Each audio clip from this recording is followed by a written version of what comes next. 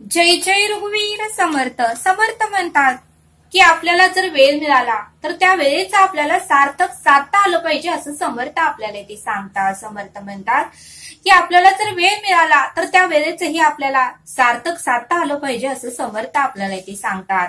आणि म्हणून समर्थ म्हणतात की जर आपण 50 लाखाची गाडी घेऊन जर बाहेर कुठं फिरायला गेलो, जर आपण 50 लाखाची गाडी घेऊन बाहेर कुठं फिरायला गेलो आणि ती गाडी जर घाटामध्येच बंद पडली, घाटामध्येच त्या गाडीचं डिझेल किंवा पेट्रोल संपलं आणि ती गाडी जर बंद पडली तर त्या गाडीची व्हॅल्यू 0 आहे असं समर्थ आपल्याला ते सांगतात। समर्थ म्हणतात की 50 लाखाची गाडी घेऊन आपण फिरायला निघालो आणि जर घाटामध्ये गाडी बंद पडली, गाडीतलं डिझेल संपलं, गाडीतलं पेट्रोल संपलं तर गाडीची व्हॅल्यू ही 0 होते असं समर्थ आपल्याला ते सांगतात। आणि म्हणून समर्थ म्हणतात की खूप महागाची आपण गाडी घेतली पण त्या गाडीमध्ये जर डिझेल किंवा पेट्रोलच नसेल तर त्या गाडीचा काहीच उपयोग नाही, त्या गाडीचा काहीच उपयोग नाही, तिची व्हॅल्यू 0 आहे असं समर्थ आपल्याला ते सांगतात।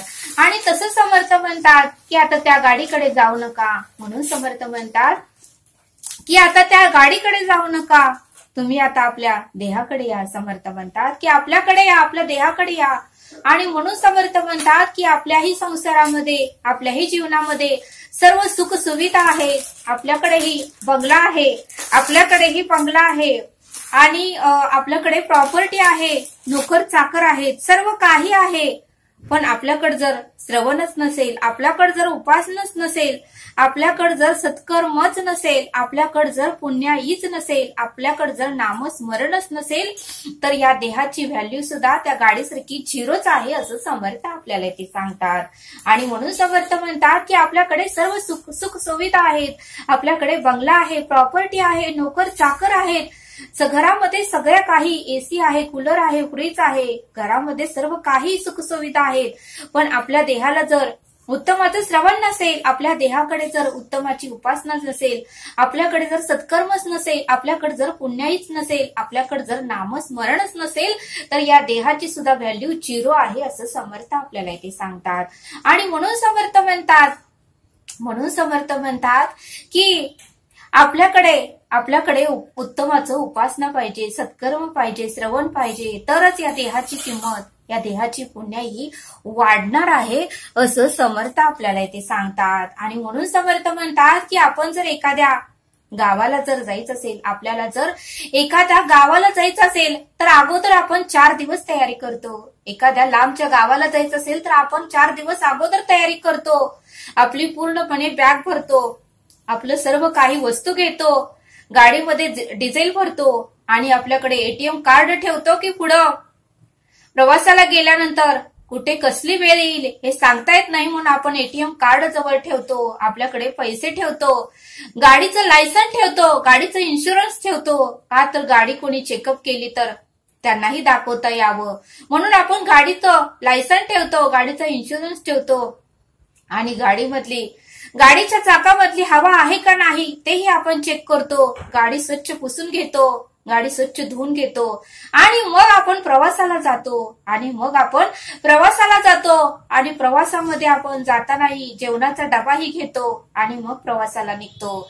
एवढी सगळी तयारी करूनच आपण लांबच्या प्रवासाला निघतो। आणि मग समर्थ म्हणतात की आता तिकडे जाऊ नका, आपल्या देहाकडे या। आणि म्हणून समर्थ म्हणतात की आता आपल्या देहाकडे या देहालाही एक ना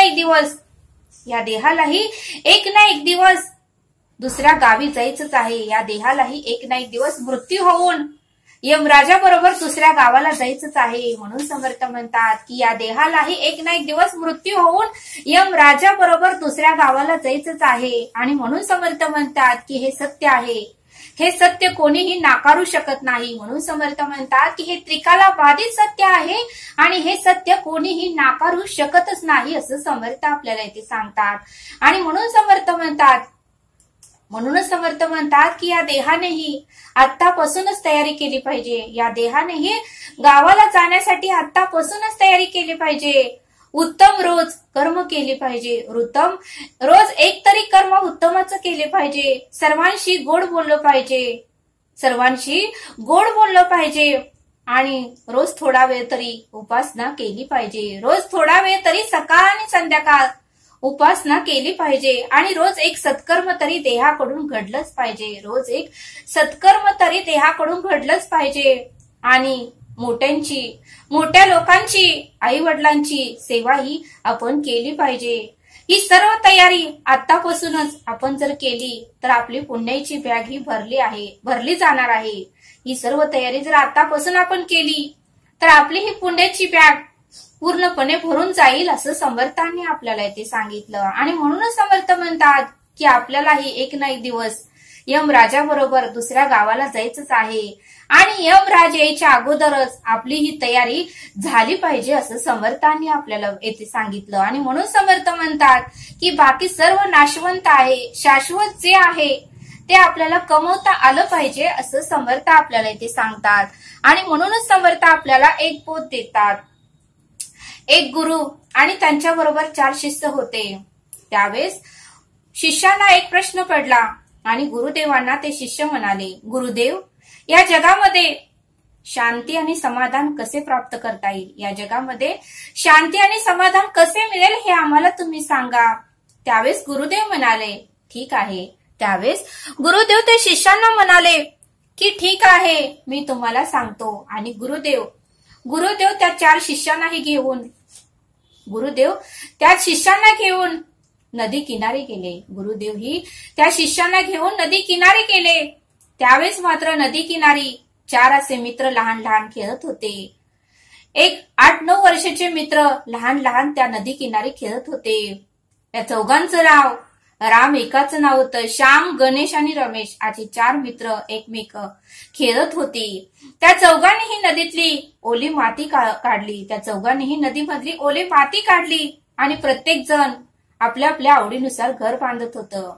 गुरुदेव त्या शिष्यांना हे सर्व दाखवत होते. गुरुदेव म्हणत होते, तुम्ही पहा, त्या चार मुलांना हे जे काही नदी किनारी वाळू भेटली, एवढा त्यांना आनंद झाला की जगामधला सर्व आनंद त्यांना प्राप्त झाला आहे असं त्यांच्या चेहऱ्यावर आनंद दिसत आहे असं गुरुदेव शिष्यांना म्हणाले. आणि गुरुदेव शिष्यांना म्हणाले की तुम्ही नीट निरीक्षण करा, त्या चौघांचंही तुम्ही नीट निरीक्षण करा. त्यावेळेस शिष्य म्हणाले, हो गुरुदेव, आम्ही त्या चौघांकडेही बघत आहोत. त्यावेळेस त्या चौघांनीही छान असं घर बांधलं. त्या चौघांनीही वाळूमध्ये छान असं घर बांधलं. त्यावेळेस मात्र रामचा धक्का श्यामच्या घराला लागला. त्यावेळेस मात्र रामच्या पायाचा धक्का श्यामच्या घराला लागला आणि श्यामचं वाळूचं घर मात्र मोडलं. त्यावेळेस श्याम रामला म्हणाला, हे राम, तू हे मुद्दामून केलं, माझं घर का तोडलंस? मी एवढं कष्टानं केलं, एवढा त्रास सहन केला, किती वेळ माझा ह्या घरासाठी गेला आणि तू मात्र हे घर एका क्षणात का मोडलंस? असं का केलंस? तू खूप वाईट आहे. आणि श्याम रामला खूप काही बोलू लागला. त्यावेळेस दोघांमध्येही वाद झाले.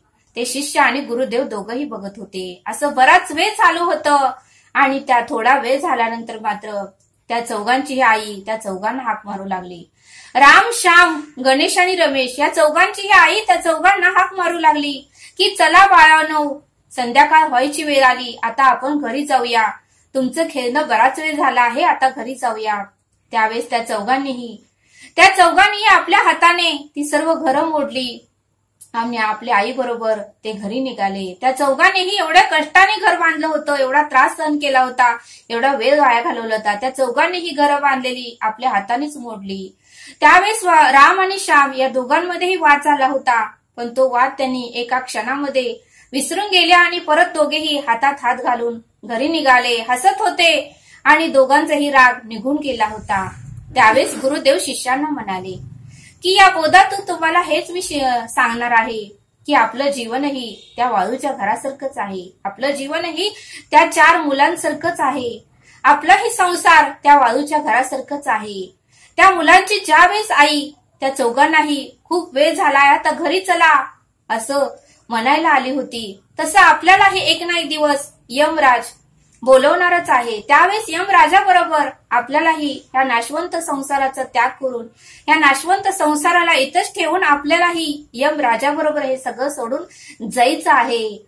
आणि त्यावेळेस गुरुदेव शिष्यांना म्हणाले की यातूनच आपल्याला हे शिकायला मिळतं की कोणाशीही प्रॉपर्टी बद्दल किंवा इस्टेटीबद्दल शेतीबद्दल वाद घालू नका, कारण हे सर्व नाशवंत आहे. आज आपला आहे तर उद्या वारसदाराचं होणार, वारसाचं पुढच्या वारसदाराचं होणार. हे असं पिढ्यानपिढ्या चालूच राहणार आहे. आपल्या बरोबर काहीच येणार नाही. त्यामुळे एकमेकाशी भांडू नका. प्रेमाने मायेने सर्वांशी बोला, कारण आपल्या बरोबर फक्त चांगलं वाईट, खरं खोटं आणि पाप पुण्यच येणार आहे असं गुरुदेव शिष्यांना म्हणाले. आणि असं जर आपण मनात बाळगलं तर आपल्याला शांती आणि समाधान प्राप्त होणार आहे. त्यावेळेस मात्र शिष्यांना गुरुदेवांचं बोलणं सगळं काही पटलं आणि सर्व शिष्याने गुरुदेवाला साक्षात दंडवत घातला. मग समर्थ म्हणतात की संसार हा असाच आहे, हे सर्व नाशवंत आहे. कार्यकारण आपल्याला ते करायचं आहे. कार्यकारण दिलेलं आहे म्हणून आपल्याला करायचं आहे. जास्त पण त्यामध्ये गुरफटू नका असं समर्थांनी आपल्याला इथे सांगितलं. आणि म्हणूनच समर्थ म्हणतात की पक्षांनाही अगोदर माहिती असते. म्हणून समर्थ म्हणतात की पक्षांनाही अगोदर माहिती असते की कधीतरी सोसायटीचा वारा सुटणार आहे, कधीतरी मुसळधार पाऊस पडणार आहे, कधीतरी सोसायटीचा वारा सुटणार आहे, कधीतरी मुसळधार पाऊस पडणार आहे, कधीतरी कडक ऊन पडणार आहे. आणि म्हणूनच ते पक्षी सर्व काही त्रास सहन करून आपलं घरटं मजबूत बांधतात. म्हणूनच ते सर्व पक्षी सर्व काही त्रास सहन करून आपल्या चोचीतून जे काही सामान मिळेल ते आणून घरटं मजबूत बांधतात. म्हणून समर्थ म्हणतात की संकटाच्या आधीच ते तयारी करतात. म्हणून समर्थ म्हणतात की संकटाच्या आधीच ते तयारी करतात. आणि म्हणून समर्थ म्हणतात की आपल्यालाही तयारी करता आली पाहिजे असं समर्थांनी आपल्याला इथे सांगितलं. समर्थ म्हणतात की जसा आपला जन्म होतो तसं आपलं आयुष्य कमी कमी होत जातं. जसं आपला जन्म होतो तसं आपलं आयुष्य कमी कमी होत जातं. अंतकाळ हा येणारच आहे. अंतकाळ हा कधीतरी येणारच आहे. आपल्याला माहिती आहे की तो काळ सुख समाधानाने यावा, तो काळ सुख समाधानाने यावा असे जर वाटत असेल तर त्या पक्षांसारखी आपणही तयारी केली पाहिजे. अंतकाळ सुख समाधानाने यावा असे वाटत असेल तर त्या पक्षांसारखी आपणही तयारी केली पाहिजे. आणि यम आल्यावर त्याच्याबरोबर आपल्यालाही हसत हसत जाता आलं पाहिजे. यम आल्यावर त्याच्याबरोबरही आपल्याला हसत हसत आपल्या पुण्याची बॅग घेऊन त्याच्याबरोबर जाता आलं पाहिजे असं समर्थांनी आपल्याला इथे सांगितलं. तरी आता आपण येथेच थांबूया. धन्यवाद. जय सद्गुरू.